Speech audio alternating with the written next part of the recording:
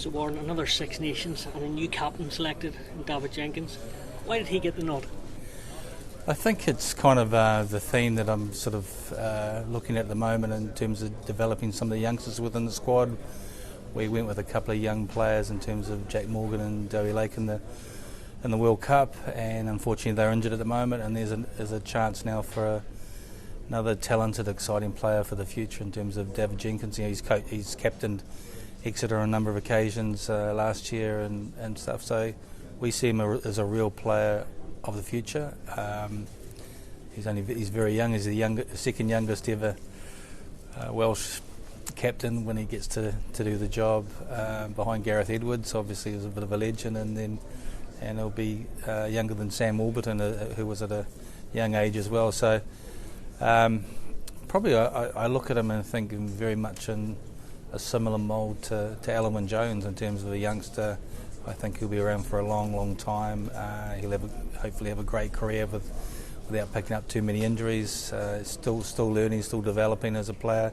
He's got a little bit of an edge about him, which is nice as well. And you know, he's a great professional and a great kid, and I think he'll lead by example. And so, looking forward to seeing how he sort of moulds his team. There's a group of youngsters I'm excited about that I think it can take this team by the scruff of the neck over the next few years and be a core of the side and push it and mould it and develop it, you know, how they want it as players and how they want and their expectations and how they drive things going forward. So, you know, that's exciting to look at that as a challenge and to work with those players doing that.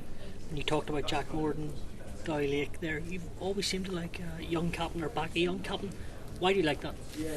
Oh, it's about picking the right person at the right time, and so I kind of look at it not just in the short term, I look at it in the long term, and that's why initially with Sam Warburton it was kind of like picking someone who I thought could potentially be around for sort of 2 or 3 World Cups and grow into the role and get better and better. And then we've had Alun Wyn Jones, who sort of came into the role a little bit later in his career, did a great job for us, so he was a little bit older. And then I see some really talented youngsters who are not just good rugby players, but good men and potentially going to be great leaders. And so finding the right people that I think can grow into the role, but when they gain that experience and grow and learn from, you know, those experiences in terms of the leadership, I think, you know, we're going to get a huge amount of benefit out of that. And that's kind of like, it's not just about the short term, it's kind of looking for at the longer term, just over not this Six Nations, but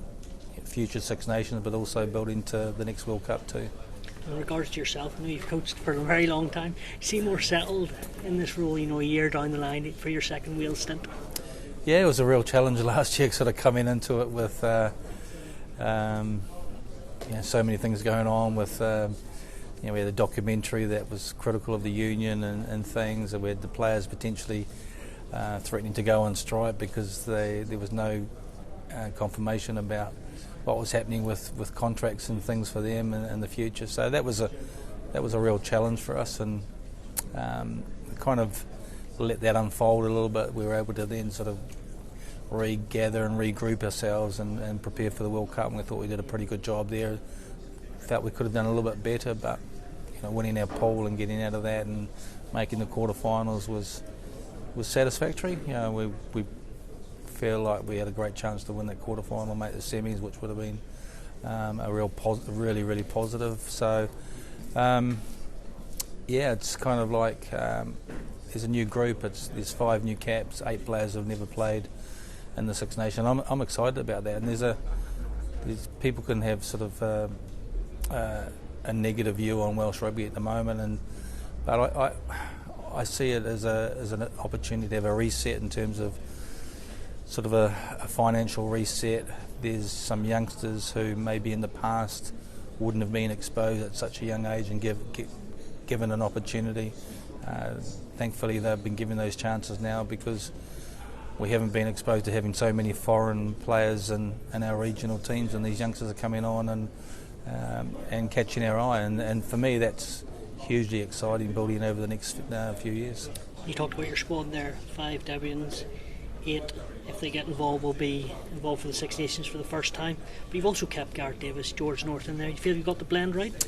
trying to keep a little bit of a balance with a bit of experience, trying to have a little bit of glue in between that. So with Gareth, I mean, we've got Thomas Williams as well, and Kieran Hardy, 3 quality nines that we feel can do a good job. So that 9 position is pretty vital for having a little bit of experience there. And then the midfield pairing of Nick Tompkins and George North, we thought did a great job for us in the World Cup. And George North's he's still only 31. He's been around for a long time, and having had a chat with him, I mean, he's been playing for Wales since he was 18, and we feel that he can get through, potentially another cycle, maybe to the next World Cup, which he'd be 34 or 35, and his role may change a little bit. It could be that he starts when the time's right, maybe not being selected as a starter in every game, and maybe it's a bench player who can cover the midfield and cover wing, or potentially he becomes an elder statesman in the squad, where that if you do pick up injuries, you can call on someone, and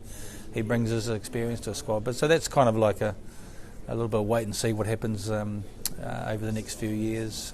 But so we wanted to keep some experience in there in the squad, some continuity, and have some of those youngsters be able to go to those older players that have been around for a while too.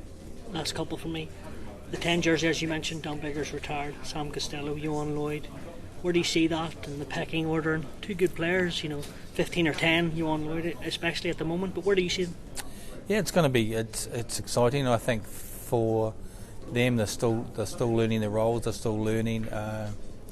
There's a big difference between playing club rugby and international rugby, where international rugby, you go up, it's not a small step, it's a huge step from club rugby in terms of the pace, the intensity, the physicality, not a lot of space as well. So for those players in 10s, it's very much about game management. It's about learning in terms of when you've got to play smart, when you've got to stay in the fight. So it could be your kicking strategy, how you communicate, take a leadership role in that position as well. So we see and have seen the development of Sam in 10, and we see him definitely as a player of the future. And then we were really excited with Johan Lloyd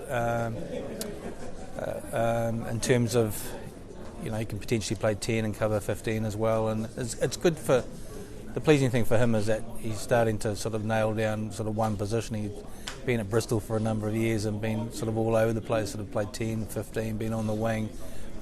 He's a real talented player, and it's going to be interesting to see how he develops over the next few campaigns. And finally, I know you want to win every game, but what's realistic for Wales, or what do you see as a success at the end of March? I kind of don't. I've never sort of had too many expectations about going into it. I kind of see the Six Nations about being a tournament of momentum. It's about building on confidence. For everyone, it's the first game, and if you can win that first game and get off to a good start, then you can have a really good Six Nations. And if you lose that first game, the first couple of games, then it can be easily go the other way. So our first game, Scotland at home, in front of a sold-out Principality Stadium, so 75,000 people there. They're going to play a massive part in terms of helping us and hopefully getting off to a good start against Scotland. And if you win that first game, then you can build and gain some confidence from that and build in this tournament. So it's about one game at a time, and for us it's about really focusing on that first game against Scotland. Good stuff, thanks man. Cheers, thank you. Cheers.